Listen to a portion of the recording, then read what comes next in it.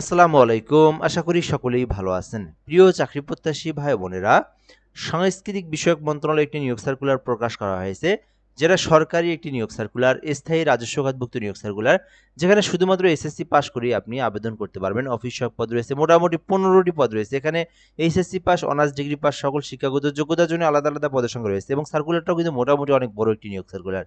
তো এই ভিডিওটির মাধ্যমে আমি আপনাদেরকে সাংস্কৃতিক বিষয়ক মন্ত্রণালয়ের নিয়োগ সার্কুলার নিয়ে সকল বিষয়ে জানানোর চেষ্টা করব। পদের নাম, পদের সংখ্যা, বেতন স্কেল, শিক্ষাগত যোগ্যতা, আপনার শিক্ষাগত যোগ্যতা অনুযায়ী আপনি কিভাবে কোন পদে আবেদন করবেন এবং কিভাবে আবেদন করবেন, আবেদনের প্রসেসটা সম্পর্কে আপনাদেরকে এই ভিডিওর মাধ্যমে বলে দেব।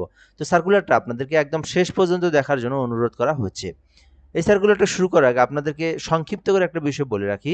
যারা ভিডিওটা আমাদের ফেসবুক থেকে দেখতেছেন, জব প্লাস বিডি এই ফেসবুক পেজ থেকে দেখতেছেন, যদি নতুন হয়ে থাকেন অবশ্যই আপনি পেজটি ফলো দিয়ে রাখবেন। আর যারা ইউটিউব থেকে দেখতেছেন, আমাদের ইউটিউব চ্যানেলের নাম এম আর রাইহান হাসান। এই চ্যানেল থেকে যারা ভিডিওটা দেখতেছেন, কি করবেন, চ্যানেলটি সাবস্ক্রাইব করে রেখে দিবেন। বাংলাদেশের সরকারি যত নিয়োগ সার্কুলার রয়েছে সকল নিয়োগ সার্কুলার আপনি এই ফেসবুক এবং ইউটিউবের মাধ্যমে জেনে নিতে পারবেন। সাংস্কৃতিক বিষয়ক মন্ত্রণালয়ের নিয়োগ সার্কুলার, যেখানে বলা হয়েছে রাজস্ব খাতভুক্ত নিয়োগ সার্কুলার, মানে সরকারি স্থায়ী নিয়োগ সার্কুলার, যেখানে বাংলাদেশের যে কোনো জেলার যে কোনো প্রার্থী, যে কোনো নাগরিক, ছেলে মেয়ে উভয় প্রার্থীরাই কিন্তু এই নিয়োগ সার্কুলারে আবেদন করতে পারবেন। এবং এখানে একটা আবেদনের জন্য লিঙ্ক দেওয়া রয়েছে, moca.teletalk.com বিডি লিঙ্কের মধ্যে প্রবেশ করে আবেদনটি করতে হবে। এই ছিল মূলত বিষয়। তো এখানে প্রথমত পদের নাম বলা হয়েছে ষাট মুদ্রাক্ষরী কাম কম্পিউটার অপারেটর, যেখানে মোট 4টি পদ রয়েছে।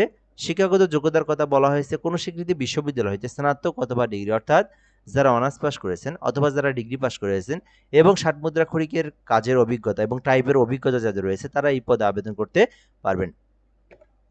দ্বিতীয় পদের নাম কম্পিউটার অপারেটর, যেখানে কিন্তু 13 গ্রেডে একটি পদ রয়েছে। শিক্ষাগত যোগ্যতা চাওয়া হয়েছে বিজ্ঞান শাখা থেকে যারা অনার্স পাস করেছেন অথবা ডিগ্রি পাস করেছেন, কম্পিউটার সম্পর্কে বেসিক দক্ষতা রয়েছে, কম্পিউটার অপারেটর পদে আবেদন করতে পারবেন। 3 নম্বর পদের নাম অফিস সহকারী কাম কম্পিউটার মুদ্রাক্ষরিক, 16 গ্রেডের মোট 7টি পদ রয়েছে এখানে। শিক্ষাগত যোগ্যতা চাওয়া হয়েছে শুধুমাত্র উচ্চ মাধ্যমিক সার্টিফিকেট, অর্থাৎ এইচএসসি পাস। শুধুমাত্র এইচএসসি পাস করিয়ে আপনারা অফিস সহকারী কাম কম্পিউটার মুদ্রাক্ষরিক 16 গ্রেড এই পদটিতে আবেদন করতে পারবেন। এছাড়াও এখানে বেসিক কম্পিউটার সম্পর্কে অবশ্যই আপনাদেরকে দক্ষতা এবং অভিজ্ঞতা থাকতে হবে। 4 নম্বর পদের নাম অফিস সহায়ক, যেখানে কিন্তু 15টি পদ রয়েছে। মোটামুটি এই পদের সংখ্যাটা কিন্তু বেশি, যেখানে মোট 15টি পদ রয়েছে। শিক্ষাগত যোগ্যতা চাওয়া হচ্ছে শুধুমাত্র মাধ্যমিক স্কুল সার্টিফিকেট তথা এসএসসি পাস।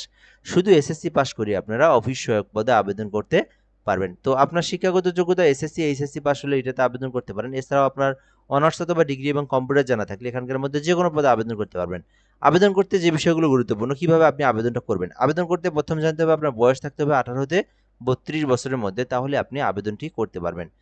এবং কিভাবে আপনি আবেদন করবেন, আবেদনের যে প্রসেস যেটা, তো এখানে একটা লিঙ্ক দেখতে পাচ্ছেন, moca.teletalk.com বিডি এই লিঙ্কের মধ্যে প্রবেশ করে আপনাকে আবেদনটি করতে হবে। লিঙ্কের মধ্যে প্রবেশ করলেই দেখবেন আপনার সামনে একটা ফর্ম চলে আসবে। ফর্মের মধ্যে পার্সোনাল তথ্য, এডুকেশনাল কোয়ালিফিকেশন, দেন একটা 300x300 পিক্সেলের ছবি, 380 পিক্সেলের স্বাক্ষর, এই বিষয়গুলো আপনাকে দিয়ে আপনার আবেদনটা সম্পূর্ণ করতে হবে।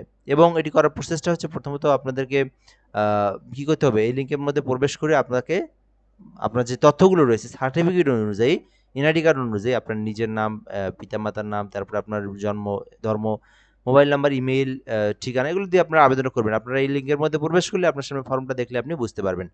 আর কেউ যদি আমাদের মাধ্যমে আবেদন করতে চান সে বিষয় রয়েছে, সেই ক্ষেত্রে আপনাদেরকে হোয়াটসঅ্যাপ নাম্বার রয়েছে 017758303120, 017758303120।